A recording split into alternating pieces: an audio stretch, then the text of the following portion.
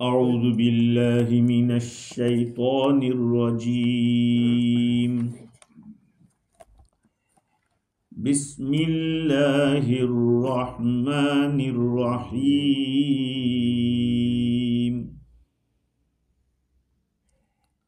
फलक़तहमल अक़बत वमा अदराक मल अक़बह। फक्कु रक़बतिन औ इत्आमुन फ़ी यौमिन ज़ी मस्ग़बह यतीमन ज़ा मक़रबतिन औ मिस्कीनन ज़ा मत्रबह सुम्मा कान मिनल्लज़ीना आमनू वतवासौ बिस्सब्रि वतवासौ बिलमरहमह उलाइका अस्हाबुल मैमनह वल्लज़ीना कफ़रू बिआयातिना हुम अस्हाबुल मशअमह अलैहिम नारुम मुक़्सदह।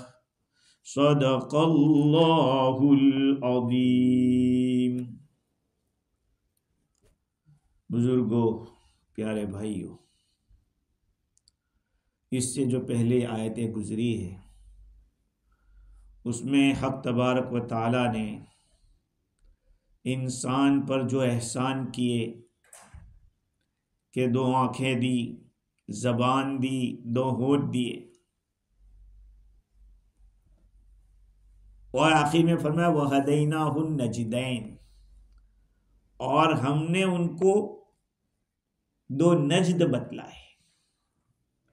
नजद से मुराद, जैसे मैंने अर्ज किया था कि बाज़ लोग कहते हैं कि माँ के दूध की दो जगह जो है वो मुराद है, लेकिन अक्सर मुफस्सिरीन फरमाते हैं कि खैर का रास्ता और शर का रास्ता अल्लाह ताला ने हजरत इंसान के लिए ये दोनों को वाज़ेह कर दिया है। ये अल्लाह ताला ने उस काफिर के लिए खुसूसी तौर पर, जो क़यामत के दिन यूं कहे कि मुझे तो जो लगा अच्छा मैंने किया, मुझे क्या पता था कि तू ऐसा अमल करने से राजी होगा, ऐसा करने से तू नाराज होगा। तो अल्लाह ताला ने इसका जवाब दे दिया कि हमने तुमको खैर भी बतला दी, शर भी बतला दी, हमने नबी भी भेजे, किताब भी भेजी, हमने नसीहत करने वाले भी भेजे तुम्हारे पास। अब तूने नहीं माना, वो तेरा कसूर था। अल्लाह ताला फरमाते हैं कि जब हमने बता दिया फलक़तहमल अक़बा, फिर क्यों घुसा नहीं घाटी के अंदर। अक़बा, अक़बा घाटी को कहते हैं। असल में जो घाटी होती है, दो पहाड़ों के बीच की जो जगह, उसको वादी भी कहते हैं, वैली। वहां पर आदमी का बचाव हो जाता है। किसी से छुपना हो दुश्मन से तो आदमी ऊपर चढ़ जाएगा, कोई और बात है तो छुप भी जाएगा वहां पे। तो अक़बा का लफ्ज यहां पर आया। तरीकुन फिल जबल, पहाड़ के अंदर जो रास्ता होता है उसको कहते हैं अक़बा।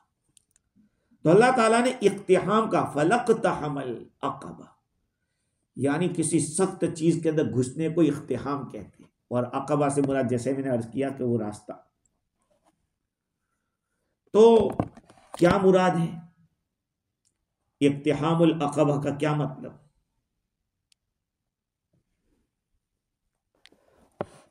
असल में नेकी के लिए यहां लफ्ज़ आया है घाटी में घुसना। वो दुश्वार जगह होती है, ऊपर चढ़ना भी और छुपने में भी दुश्वारी होती है। अल्लाह रब्बुल इज्जत के यहां भी जहां जिस काम के अंदर दुश्वारी होती है, तकलीफ होती है, मशक्कत होती है, वो जगह सही रास्ते की अलामत होती है। सीधा रास्ता होने की अलामत क्या है? कि जहां आपको नापसंदीदगी होती है, आपका दिल ना चाहता हो, आपका दिल ना चाहता हो, ये इस बात की दलील है कि ये रास्ता अच्छा है। आप कोई नेक काम करो, आपको तकलीफें आएगी, और नहीं आ रही है तो समझो कि कुछ गड़बड़ है। समझ रहे बात को? हाँ, इसलिए कि जो बुरा रास्ता होता है, वो उल्टा रास्ता, वो हमारे नफ्स को भी पसंद होता है और उस पे हम पैसा भी लुटा देते हैं। नाच गाने शादी में, अरे डालो, कोई बात नहीं है। हाँ, तो नफ्स हर बुरे रास्ते की मुआफकत करता है, और उसकी ख्वाहिश की वजह से, नफ्स की ख्वाहिश की वजह से पैसा डालना भी आसान और उसको करना भी आसान। हाँ, लेकिन माल का खर्च करना वहां मुश्किल होता है जहां पे लज्जत की तवक्कु नहीं, नफा की कोई उम्मीद नहीं, फकत अल्लाह की रजा मकसूद हो। हाँ, अगर फिजी की टीम किसी जगह रग्बी खेल रही है और रात को 3 बजे जाने का है देखने के लिए, कोई बात नहीं, इतनी $50 की टिकट, 100 का, कोई बात नहीं। लेकिन उसी को कहा जाए कि 6 बजे फजर पढ़ने का हाल बहुत मुश्किल है कि नहीं? जहां अपने डिजायर होते हैं वहां पर नफ्स तैयार रहता है, लेकिन जहां नफ्स के खिलाफ होता है वो काम मुश्किल होता है। तो अल्लाह रब्बुल इज्जत ने फरमाया फलक्तहमल अक़बा, वो घाटी में क्यों नहीं घुसा? घाटी में क्यों नहीं घुसा? तो घाटी में चलना दुश्वार होता है, पहाड़ की जगहों के ऊपर चलना दुश्वार होता है। तो अब ये फलक्तहमल अक़बा का मतलब क्या? एक तो मैंने कहा कि घाटी में घुसा, तो इसका जो लफ्ज है वो माना मुराद है या कोई और माना मुराद है? बाद हजरात ने ये कहा कि उससे मुराद आखिरत का माना है। फलक्तहमल अक़बा मतलब ये है कि जहन्नम की घाटी का इरादा किया जा रहा है यहां पे। कल्बी ने भी यही कहा कि जन्नत और जहन्नम मुराद है। अगर दुश्वार गुजार तूने इख्तियार किया तो जन्नत में जाएगा, और दुश्वार गुजार इख्तियार नहीं किया तो फिर जहन्नम में जाएगा। दुनिया की आसानियां तुम इख्तियार करोगे वो तुम्हें जहन्नम की तरफ ले जाएगी, दुनिया के न तकलीफों को इख्तियार करोगे वो तुम्हें जन्नत की तरफ ले जाएगा, अल्लाह की रजा की तरफ ले जाएगा। और बाद हजरात ने कहा कि नहीं, यहां अल्लाह ताला ने मिसाल बयान की है इस जगह पर। फलक्तहमल अक़बा के माना घाटी में क्यों नहीं घुसा, अल्लाह ताला मिसाल लेना चाहते। कौन सी मिसाल? नफ्स और शैतान का जो मुकाबला होता है, मुजाहदा जिसको कहते हैं, नफ्स का मुजाहदा। आज तो हमने उसके लिए तो कोई मैंने जैसे पहले भी कहा था कि हम लोग नफ्स के मुकाबले के लिए कहीं नहीं जाते।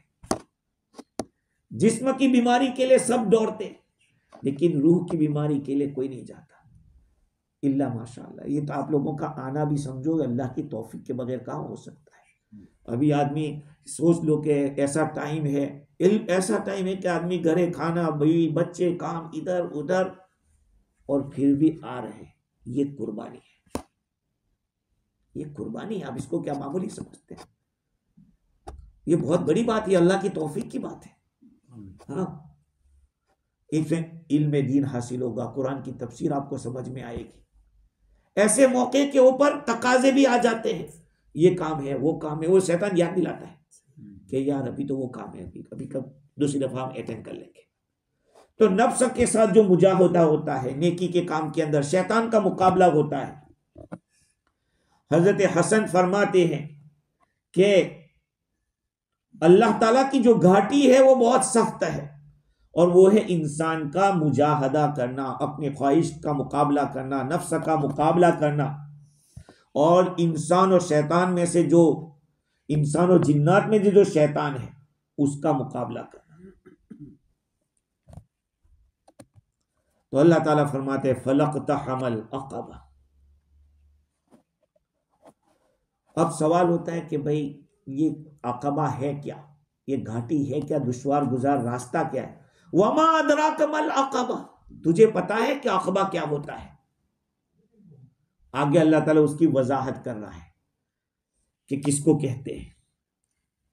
वमा अदराक मल अक़बा, तुझे क्या मालूम कि घाटी क्या है।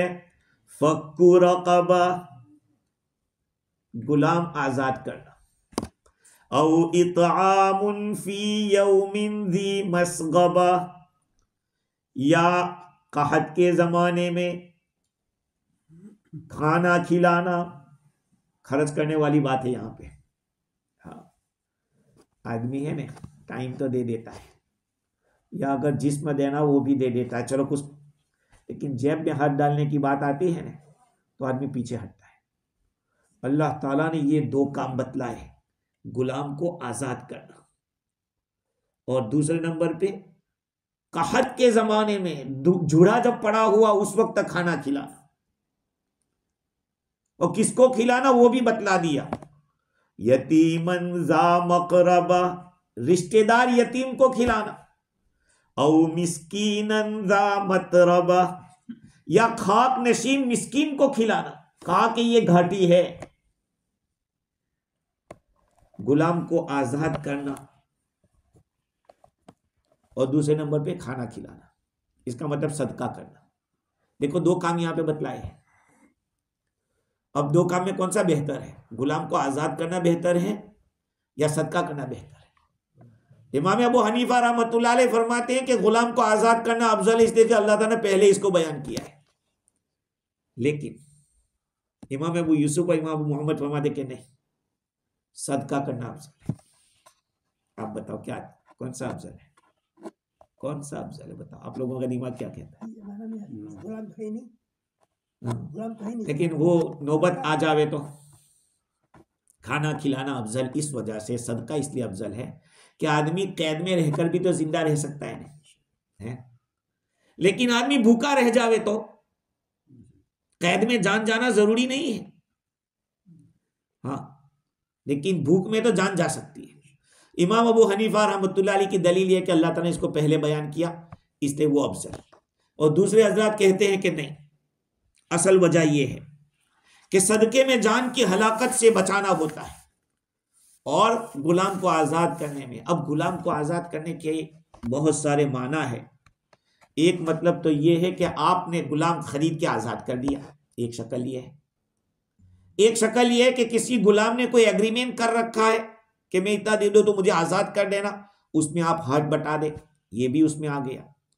उसके साथ साथ शाह अब्दुल अजीज मुहद्दिस देहलवी रहमतुल्लाहि अलैह ने और तफसीर रूहुल बयान में मुख्तलिफ तौजीहात की है। किसी कैदी को खलासी दिलाना, किसी को जेल में बंद किया, पैसा खर्च करके उनको निकाल के लाना, यह भी उसमें आया।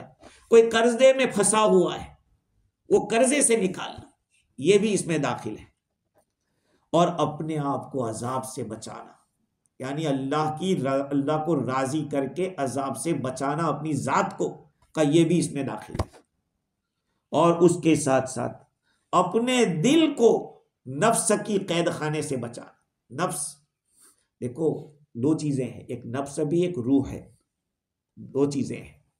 एक है नफ्स, उसको सब उल्टी चीजें सूझती है, और जो रूह है वो आसमान से आई हुई है, इसलिए उसको नेकी की, उसकी ग़िज़ा भी नेकी है। अब एक ही आदमी है और उसके अंदर दो अपोजिशन एक ही जगह पे कायम है, तो एक इधर खींच रहा है, एक उधर खींच रहा है। अब सुनिए, इमाम रागिब अस्फहानी रहमतुल्लाह अलैह फरमाते हैं कि इंसान का दूसरे को अजाब से बचाना उस वक्त तक हो नहीं सकता जब तक कि आदमी अपने आप को न बचावे। आदमी दूसरे को अजाब से तभी बचा सकता है जबकि खुद अजाब से बचे। खुद सही रास्ते पे होगा तभी दूसरे को सही रास्ते पे ला सकेगा, अगर खुद सही रास्ते पे नहीं है तो। खैर, तो देखिए, हजरत बरा बिन आजिब रदियल्लाहु ताला अन्हु की रिवायत है, रसूलुल्लाह सल्लल्लाहु अलैहि वसल्लम के पास एक देहाती आया। वो फरमाते कि एक देहाती आया हुजूर के पास और अर्ज किया कि हुजूर एक कोई एक ऐसा अमल बतला दो कि अल्लाह मुझे जन्नत दे दे, जन्नत में दाखिल कर दे। बाज़ रिवायत से ऐसा पता चलता है कि हुजूर ने फरमाया कि बहुत छोटी बात तो तूने बहुत मुख्तसर बात की है, लेकिन बहुत भारी सवाल कर दिया है, सवाल लंबा चौड़ा है। फरमाया कि किसी इंसान को आज़ाद कर देना और किसी गुलाम को छुड़ाना। तो उन्होंने अर्ज किया कि अल्लाह के रसूल, क्या दोनों बराबर नहीं है? किसी जान को आज़ाद करना, किसी गुलाम को छुड़ाना, ये दोनों एक नहीं है? फरमाया कि नहीं, एक नहीं है।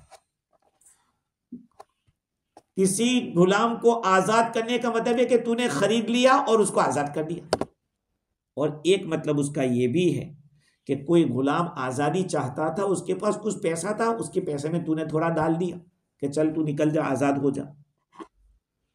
और ये भी हो सकता है कि आदमी इबादतें कर कर अपने आप को छुड़ावे अजाब से, अल्लाह की नाराजगी से।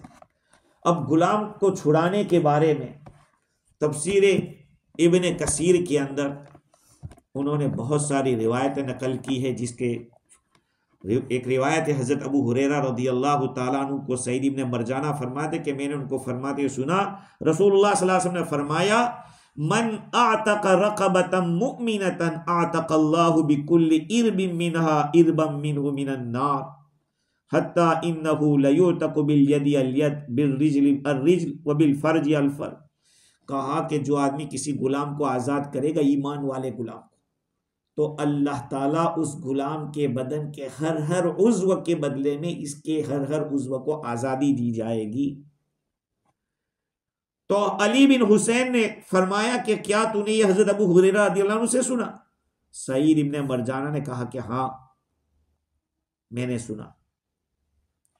एक और रिवायत है कि हज़रत अबू नजीफ फरमाते कि मैंने रसूलुल्लाह सल्लल्लाहु अलैहि वसल्लम को ये फरमाते सुना कि जो कोई मुसलमान किसी मुसलमान आदमी को आज़ाद करा दे।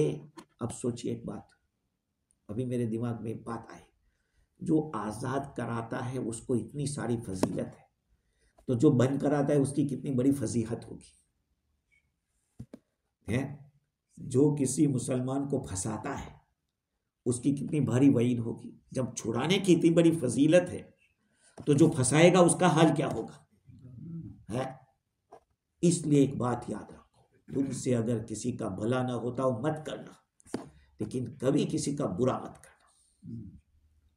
कभी भी आपसे किसी को राहत नहीं मिलती मत पहुंचाओ, लेकिन आपसे तकलीफ किसी को ना हो कि पूरी जिंदगी जब जब उसको वो बात याद आएगी वो खुदा के सामने शिकायत करेगा। और जो खुदा के सामने शिकायत करता है, अगर वो बोल गया अपनी जबान से कुछ बद्दुआ या ये, तो वो तो कुछ हल्का भी हो सकता है, लेकिन अगर चुपचाप पी गया वो बहुत भारी पड़ेगा। तो फरमाते हैं जिस मुसलमान ने किसी मुसलमान को आज़ाद किया, तो अल्लाह ताला इस बंदे की हड्डियों में से हर हड्डी के बदले में इसको अल्लाह ताला पूरा पूरा बदला अता फरमाएंगे। और जो कोई मुसलमान औरत किसी मुसलमान औरत को आज़ाद करती है, तो उसके लिए भी यही फजीलत है। और एक रिवायत ये कि नबी अकरम सल्लल्लाहु अलैहि वसल्लम ने इरशाद फरमाया कि जो आदमी मस्जिद बनाता है ताकि उसमें अल्लाह ताला का जिक्र हो, अल्लाह की याद हो, अल्लाह ताला उसके लिए जन्नत में एक बड़ा मकान बनाएगा। और जो किसी मुसलमान नफ्स को आज़ाद करता है, तो ये आज़ाद करना उस आदमी के लिए जहन्नम से फिदिया बन जाएगा। और जो आदमी इस्लाम में जवान होगा, बुढ़ा होगा, जवानी भी उसमें गुजरी, बुढ़ापे भी उसमें गुजरा, खास तौर पे बुढ़ापा, ये क़यामत के दिन उसके लिए नूर बनेगा। अभी देखो कितने बेचारे बूढ़े ऐसे होते हैं कि वही पुरानी जो रत है वही जवानी जैसे गुजरी थी, ऐसे ही बुढ़ापा भी गुजारते। अब तो ये सोचना चाहिए कि खबर की तरफ भूल लटक गए हैं, तो मस्जिद को अपना ऐसा खूंटा बना लो कि भाई कोई भी पूछे कहाँ का, वो तो मस्जिद में ही मिलेगा भाई, वो तो वहीं पे होगा। अब उसने मस्जिद का खूंटा बन गया है, कुरान पढ़ो जिक्र करो, कुरान पढ़ो जिक्र करो, बस और क्या चाहिए। खैर, और भी बहुत सारी हदीसें हैं, तफसीर इब्न कसीर ने उसको नकल किया है कि जिससे गुलाम को आज़ाद करने के फजाइल मालूम हो रहे हैं। अल्लाह ताला ने फक्कु रक़बा फरमाया। फर्क कहते हैं कैद को छोड़ देना, बंदिश को छोड़ देना।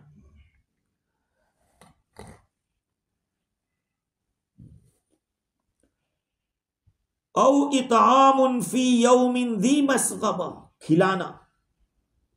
खिलाना खुद एक ऐसी इबादत है कि चाहे मुसलमान को खिलाओ या गैर मुस्लिम को खिलाओ, किसी इंसान को खिलाओ या किसी जानवर को खिलाओ, ये एक ऐसा सवाब है, एक ऐसी नेकी है कि उसके अंदर कोई शक नहीं है। शाह अब्दुल अजीज रहमतुल्लाह अलैह फरमाते हैं कि कहत के जमाने में खिलाना ऐसा है, खिलाना तो हीरे मोती से भी ज्यादा कीमती है। कहत का जुड़ा का जमाना हो, जहां कुछ उग नहीं रहा है, अनाज नहीं मिल रहा है, ऐसे मौके पे कोई खिला दे, कहा कि ये तो हीरे और मोतियों से भी ज्यादा कीमती है। औ इतामुन फी यौमिन दी मस्गबा, यौमिन दी मस्गबा यानी भूख मरे के जमाने में, ऐसा जमाना कि जहां लोग भूखे मर रहे हो, भूख हो। आज सोच लो थोड़ी देर के लिए, आज सोच लो कि फलस्तीन के अंदर जो हालात है, पानी की तकलीफ है, खाने की तकलीफ है, जालिमों ने यहां तक कि वो जो रसद जाती थी उसको भी रोका, और इतना 41,000 से ज्यादा लोग शहीद हो चुके। ये तो ऐसे भी रफली ये है, और वो भी अक्सर मासूम बच्चे और औरतें भूख से मारे, लड़की बच्ची छोटी सी पानी ले जाए कि मेरा भाई छोटा है उसको पिलाना है। आप सोचिए क्या कयामत के दिन उन हुक्मरानों की पूछ नहीं होगी अल्लाह की तरफ से कि तुम्हें हमने हुकूमत दी थी, तुमने क्या किया? तुमने बुरा भी नहीं समझा इसको। जिसके अंदर जिस तरह की ताकत है उस ताकत का इस्तेमाल फर्ज है। हमारी ताकत आंसू बहाने की, खुदा के सामने गिराने की, रोने की। और अगर अभी सुना है कि अलमनार की तरफ से भी बहुत ज्यादा वह काम हो रहा है, हमारे यहाँ से जो अलमनार है बहुत कुछ काम कर रहा है, पानी खाना सब कुछ। तो कोशिश करके आदमी कुछ भी अपना हिस्सा लगा दे, है फिक्र करे इस बात की। तो जहां पे जरूरत होती है ऐसे मौके पे खर्च करना। और इतामुन फी यौमिन दी मस्गबा, और खाना खिलाना ऐसे दिन के अंदर जिसके अंदर लोग मोहताज हो, भूखे मर रहे हो। तो मैं अर्ज कर रहा था कि जो खिलाने का अमल है वो अल्लाह ताला के नजदीक बहुत ही ज्यादा कीमती है।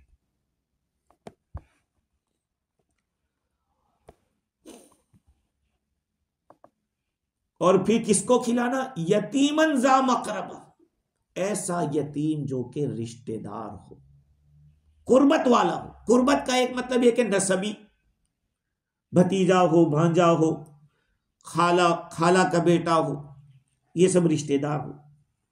ये कैद क्यों लाए?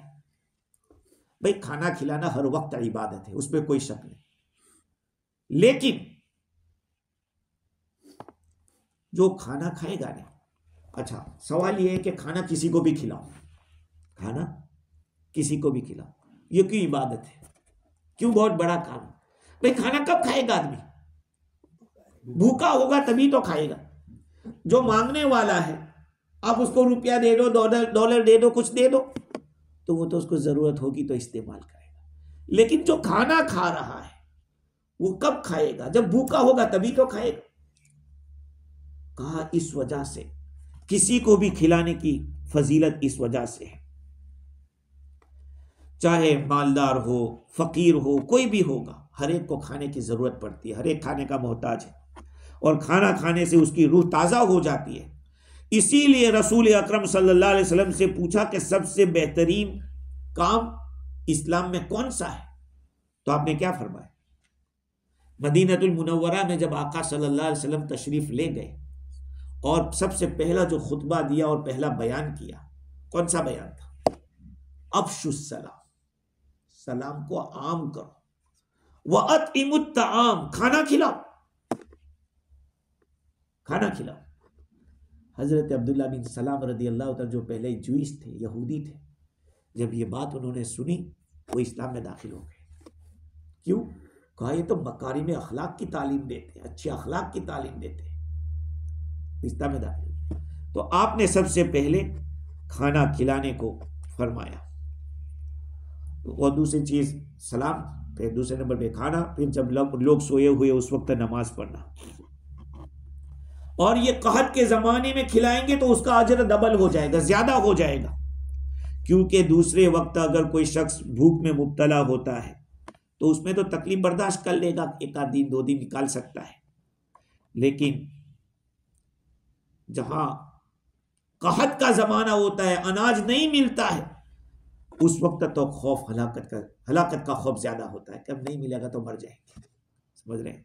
और ऐसे मौके पे आदमी खिला दे, इसकी ज्यादा फजीलत है।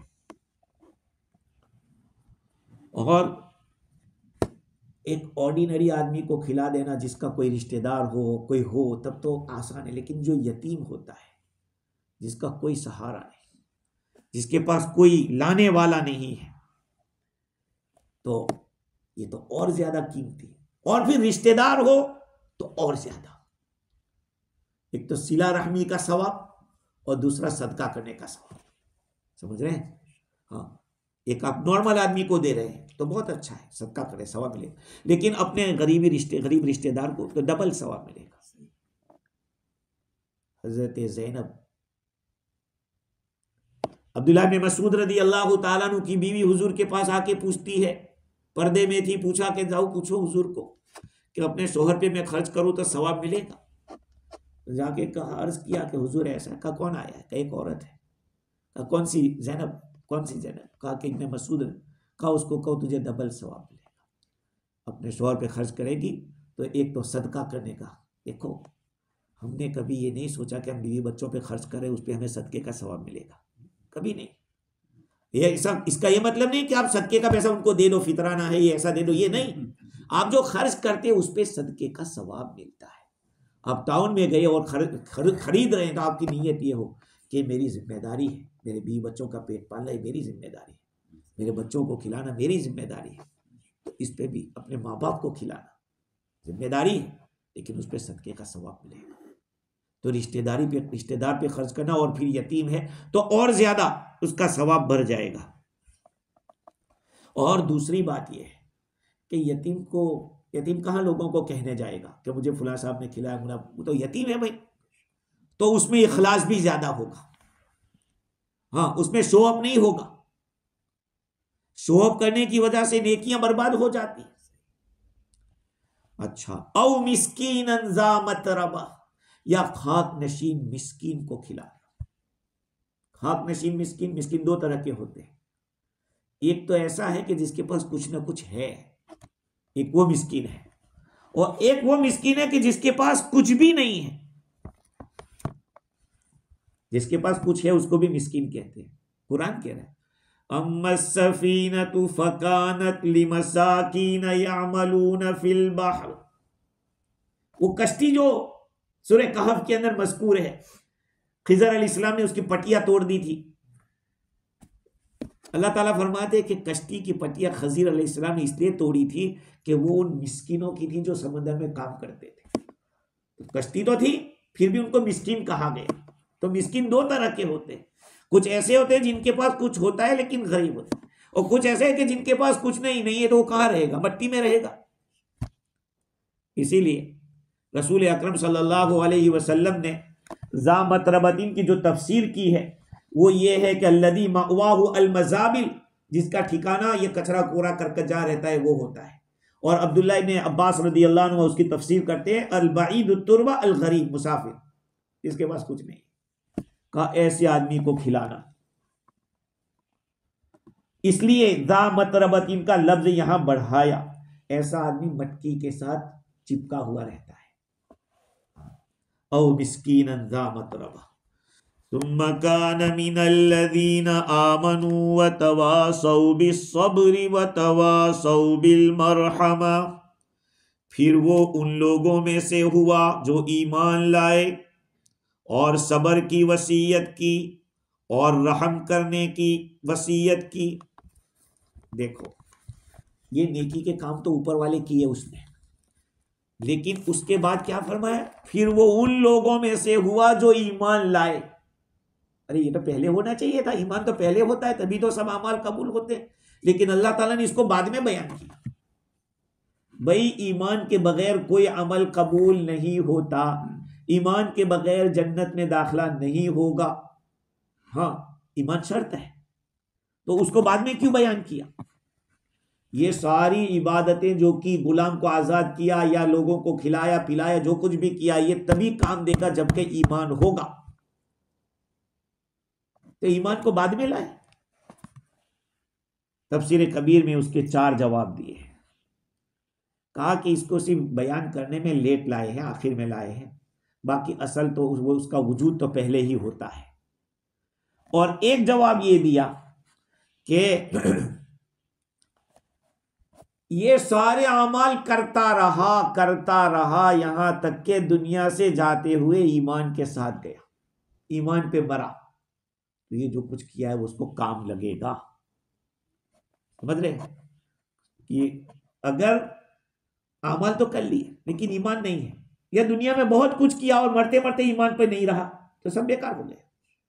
और एक मतलब ये भी है कि ये सारे अमाल अल्लाह का कुर्ब हासिल करते हुए हुजूर सल्लल्लाहु अलैहि वसल्लम पर ईमान लाने से पहले किया, फिर हुजूर पर ईमान लाया, तो उसको पहले जो अमाल किए थे उसका सवाब मिलेगा। एक हदीस सुनाता हूं आपको। हजरत खदीजा रदी अल्लाह ताला अन्हा, उनके एक रिश्तेदार है जिनका नाम हकीम इब्ने हिजाम रदी अल्लाह ताला अन्हु है। और हकीम इब्ने हिजाम रदी अल्लाह ताला, मुझे जहां तक याद पड़ता है, वो आदमी थे जिनकी पैदाइश काबा के अंदर हुई थी, जिनकी पैदाइश काबा के अंदर हुई थी। ये हजरत मां खदीजा रदी अल्लाह ताला अन्हा के तकरीबन भतीजे लगते हैं। हाँ, उनके भतीजे लगते हैं। उन्होंने रसूल अकरम सल्लल्लाहु अलैहि वसल्लम से पूछा। कब पूछा? इस्लाम में दाखिल होने के बाद पूछा। कब पूछा? इस्लाम में दाखिल हो गए उसके बाद पूछा। ये आदमी भी नेक आदमी थे। उन्होंने कहा कि हुजूर, हम इस्लाम से पहले जमाने जाहिलियत में भी नेकियां किया करते थे, तो क्या हमें उस पे कुछ मिलेगा कि नहीं? वो नेकियां की उस पर। हुजूर सल्लल्लाहु अलैहि वसल्लम ने जो जवाब दिया है, अस्लमत अला मा क़द्दमत मिनल खैर, ये तो तुम्हें इस्लाम मिला है ना, वो उसी वजह से मिला है। समझे? अस्लमत अला मा क़द्दमत मिनल खैर, या आप इस्लाम जो लाए हैं वो उसी खैर की बुनियाद पर जो आगे भेजा। अच्छी नीयत से अगर गैर भी नेकी करेगा, अल्लाह उसको ज़ाय नहीं करेगा, ईमान की तौफीक दे देगा। तो कहा कि ये है। और एक मतलब ये भी है कि यहां दर्जा आगे बढ़ रहा है। तो पहले नेकियां करने की बात आई, अब ईमान की बात आ रही है। ईमान का सवाब बड़ा है, ईमान का सवाब बड़ा है दूसरे अमाल के मुकाबले, इसलिए कि असल तो ईमान ही है। चाहे तुम कुछ भी कर लो, कितनी नेकियां कर लो, असल ईमान है। तो सुम्मा कान मिनल्लज़ीना आमनू वतवासौ बिस्सब्री वतवासौ बिल मरहमा, उन्होंने सब्र की वसीयत की और रहम करने की वसीयत की। सब्र क्या है? सब्र क्या होता है आप जानते हो? सब्र क्या है? मुझे भी मालूम नहीं, आपको भी मालूम नहीं। उसके जो फजाइल है, जो फजाइल है सब्र के, अल्लाह ताला ने कुरान में ये नहीं कहा कि इन्नल्लाह मअल मुसल्लिन, कहीं आया अल्लाह नमाज पढ़ने वालों के साथ है, ऐसा है? इन्नल्लाह मअस साइमीन, रोजेदारों के साथ अल्लाह ताला, ऐसा कहीं आया? इन्नल्लाह मअल मुतसद्दिकीन, अल्लाह सदका करने वालों के साथ नहीं। लेकिन इन्नल्लाह मअस साबिरीन, अल्लाह ताला सब्र करने वालों के साथ है। ये दूसरी बात यह है कि किताबुल्लाह में तकरीबन 30 या 30 से जायद मर्तबा सब्र का तज़किरा आया है। सब्र एक ऐसी सिफत है जिसमें बहुत सारी सिफात जमा है, बहुत सारी सिफात। सबर वाला बोलेगा भी, सोचेगा कि यार छोड़ यार, उसको कर लेना जो करना है? फस्बिर कमा सबर उलुल अज़्म, ए नबी जी आप सबर करो इस तरह जैसे उलुल अज़्म पैगंबरों ने सबर किया था। अच्छा, एक और बात सबर के बारे में, अल्लाह ताला ने फरमाया इन्नमा युवफ़्फ़स साबिरून अजरहुम बिगैरि हिसाब, सबर करने वालों को पूरा पूरा बदला बगैर हिसाब के दिया जाएगा, उसका कोई हिसाब नहीं होगा जो सबर करेगा उसका। इसी तरह से दीन के जो रहबर होते हैं उनके लिए अल्लाह ताला फरमाया वजअलना मिनहुम अइम्मतन यहदून बिअम्रिना लम्मा सबरू, ये बनी इसराइल के लिए अल्लाह ताला फरमाते हैं कि उनको हमने इज्जत दी थी दीन की और दुनिया की सबर की वजह से। वो बनी इसराइल थे, बनी इसराइल, आज बनी इसराइल नहीं है। हाँ, और अल्लाह ताला ने क्या बोला, वतम्मत कलिमतु रब्बिका सिद्क़ा वतम्मत कलिमतु रब्बिकल हुस्ना अला बनी इसराइल बिमा सबर, ये बनी इसराइल के बारे में। अब सबर की हकीकत क्या है? सबर की वसीयत का मतलब यह है कि सारे कमालात पैदा करना। अगर आदमी सबर करेगा ना तो चुप, जबान की कमाल पैदा हुआ, हाथ बंद, जब वो बोलेगा नहीं तो सुनेगा भी नहीं, जब बोलेगा नहीं तो सुनेगा भी नहीं, तो कान की भी हिफाजत हो जाएगी। तो जितने कोई आदमी सबर की वसीयत करता है इसका मतलब यह है कि बहुत सारे कमालात की वसीयत कर रहा है। और सबर के अंदर आदमी अपने, एक सबर जिस्म का होता है। जिस्म का सबर क्या है? जितनी इबादतें अल्लाह ताला ने मुकर्रर किए बगैर सुस्ती के करना, उसमें दिल नहीं छुड़ाने का, और तकलीफ आ जाने से हरासा, अरे यार बहुत ठंडी आज को जाएगा फचा, अरे घर पर लेते छोड़ो है, घर पर लेते, ये जिस्म का सबर है। नहीं, मैं सोचूंगा, इमाम सोचेगा और सब सोचेंगे तो मस्जिद में जाएगा कौन है? कौन जाएगा मस्जिद में? मैं भी जाता हूं, समझ रहे? ये जिस्म का सबर है। एक सबर होता है नफ्स का, और नफ्स का सबर, अच्छा जिस्म का सबर एक ये भी है कि अपनी जो इस्लामी वज़ाकता है ना, इस्लामी वज़ाकता मैंने जो हमारी हैयत है, टोपी पहनना, जुब्बा पहनना, कफनी पहनना, पायजामा टखनों से ऊपर पहनना, दाढ़ी का रखना, ये सारी जितनी भी सिफात है ये उस पर भी सबर होता है। ये जिस्म का सबर है। अरे यार घर में कोई दाढ़ी नहीं रखता, बहुत भारी पड़ता है, मेरी फैमिली में किसी ने नहीं रखी है, अरे भाई उसी का, ये जिस्म का सबर है। और एक होता है नफ्स का सबर।